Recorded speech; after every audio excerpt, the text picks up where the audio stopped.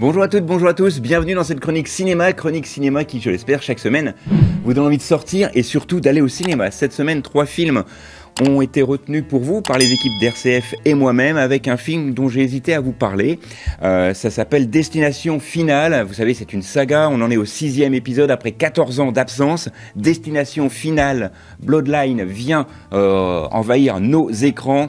Le film est réalisé par Zach Lipovski et Adam Bestrin avec notamment Berk Basinger, Theo Brion, Kathleen Santagiona. Ça, c'est pour les rôles principaux. Alors, Destination Finale est prévu pour ce mercredi et c'est le 6e opus qui va permettre une immersion totale et intense dans l'univers macabre qui a fait le succès de la franchise. Alors là, on va suivre l'histoire de Stéphanie, une étudiante tourmentée par ses cauchemars violents qui annoncent la mort imminente de sa famille.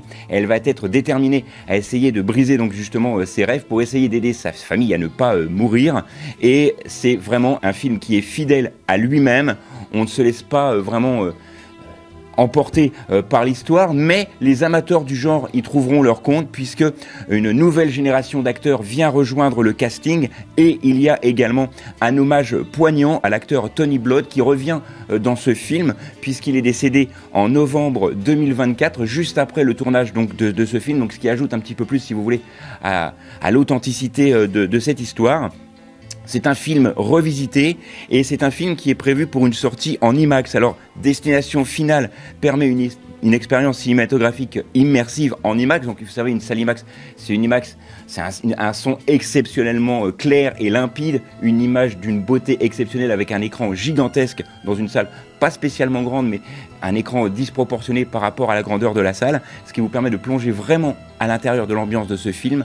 Destination Finale est vraiment pour moi une très grande réussite. Moi qui aime vraiment les films de la saga, les 5 premiers étaient vraiment extraordinaires. Là, on suit vraiment les destins de nouveaux personnages et il y a des petits comme ça, des petits flashbacks aux anciens épisodes et ça c'est vraiment bien foutu.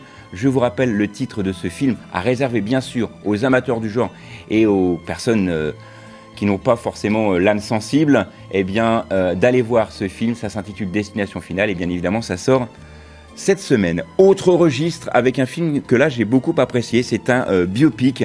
Le film s'intitule Marco, l'énigme d'une vie. C'est avec Edouard Fernandez, Nathalie Poza et Gianni Martin. Ça c'est pour les rôles principaux.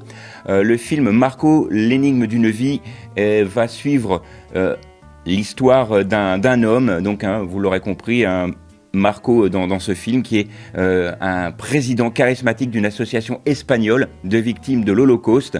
Il est adulé pour ses témoignages poignants sur les camps de concentration. Cependant, à l'approche d'une commémoration, eh bien, il va être dans la tourmente puisque on va lui reprocher d'avoir menti, de ne pas avoir forcément révélé réellement qui il est et peut-être avoir caché des choses qui ne sont pas forcément vraies.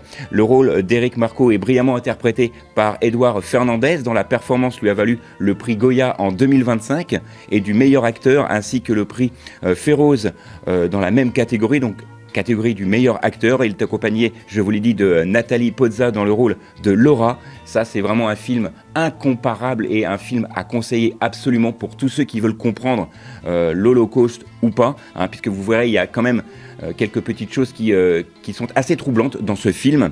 Et le prix d'interprétation, l'énigme d'une vie a remporté le Goya du meilleur maquillage, meilleure coiffure, meilleur costume, etc. et meilleur scénario original et meilleurs effets spéciaux. C'est vraiment un film que je vous conseille. Ça s'intitule Marco, l'énigme d'une vie et ça sort bien évidemment cette semaine.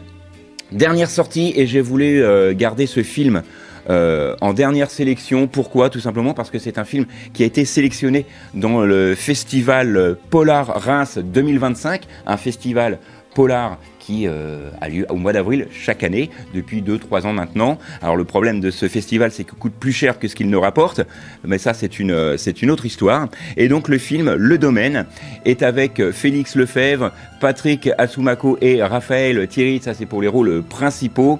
Le film sort en salle également ce mercredi. C'est un thriller psychologique français, il dure environ 1h30 et il va nous raconter l'histoire de Damien, un étudiant à la dérive qui accepte un emploi dans un relais de chasse isolé tenu par 2 malfrats et rapidement il va se rendre compte que le domaine sert de couverture à des activités illégales. mêlant argent et prostitution, et lorsqu'une escort girl disparaît, il est entraîné dans une spirale de règlement de compte et de violence mettant son épreuve et sa morale et son intégrité à rude épreuve. Le rôle de Damien il est interprété ici par Félix Lefebvre, qui offre une performance nuancée d'un jeune homme pris entre ses choix et ce qu'il est réellement. Il est accompagné par Patrick Asumako dans le rôle de Mallory, et c'est franchement un film que je vous conseille. Il a très agréablement été acclamé lors de son passage à Reims en avant-première, mais il y a quand même quelques nuances, puisque il y a eu des avis partagés. Certains critiquent effectivement la narration de ce film qui ajoute un petit peu de lourdeur, alors que d'autres disent qu'effectivement le polar est vraiment efficace et le rôle du jeune Félix ici est vraiment exceptionnel.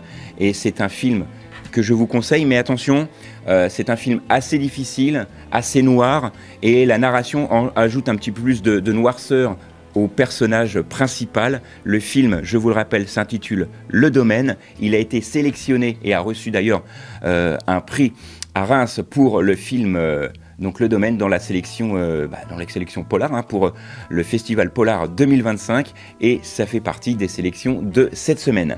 Donc je vous rappelle les titres qui ont été sélectionnés pour vous, des films qui sortent bien évidemment ce mercredi. Il y a eu la saga Destination Finale qui revient pour un 6e opus après 14 ans d'absence, à réserver exceptionnellement et aux fans de ce genre de film, car c'est vraiment assez violent et assez dur.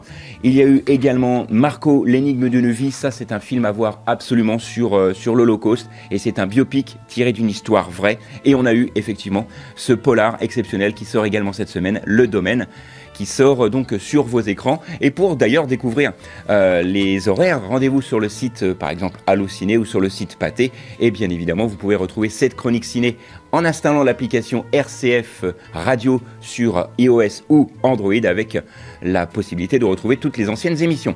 Voilà, c'est tout pour cette semaine. Nous on se retrouve la semaine prochaine, même endroit, même heure. D'ici là, sortez, allez au ciné, n'oubliez pas que le cinéma est fait pour tous ceux dont la curiosité est le plus grand des défauts.